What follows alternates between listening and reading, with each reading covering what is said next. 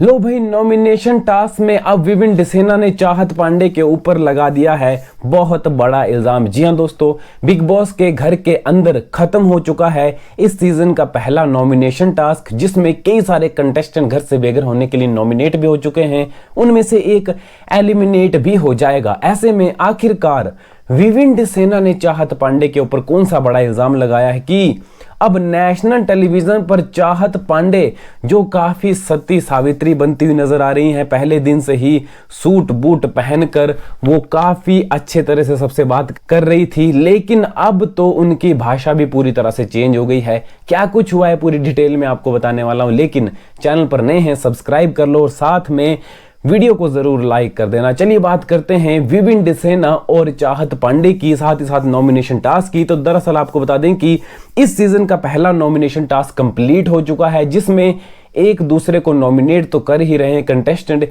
इसी बीच जब बारी आई विविन डिसेना की, तो बिग बॉस ने कहा कि आप किसको नॉमिनेट करना चाहते हो, उसका नाम बताओ और रीजन भी बताओ, जिसमें विविन ने कहा कि मैं चाहत पांडे को नॉमिनेट करना चाहता हूं बिग बॉस, और इल्जाम ये लगाया कि विविन डिसेना ने कहा कि इस औरत के 5 चेहरे हैं, इसकी जो बातें हैं, इसकी जो बात जो ये करती है, इसकी बॉडी लैंग्वेज जो है बिल्कुल भी मैच नहीं करती। मतलब विविन डिसेना का कहने का क्या मतलब था, मैं आपको बताता हूं। कहने का मतलब ये था कि जिस तरह की वो अपने आप को दिखाने की कोशिश कर रही है चाहत पांडे, वो रियलिटी में वैसी नहीं है। वो बिल्कुल एक कैरेक्टर प्ले कर रही है। चाहत पांडे रियलिटी में ऐसी बिल्कुल भी नहीं है जैसी वो बिग बॉस के घर के अंदर बनकर आई है, जैसी वो सारे दर्शकों को दिखा रही है कि मैं इस तरह की लड़की हूं, लेकिन रियलिटी में वो वैसी नहीं है। विविन का मतलब ये था, मतलब 5-5 चेहरे हैं इसके।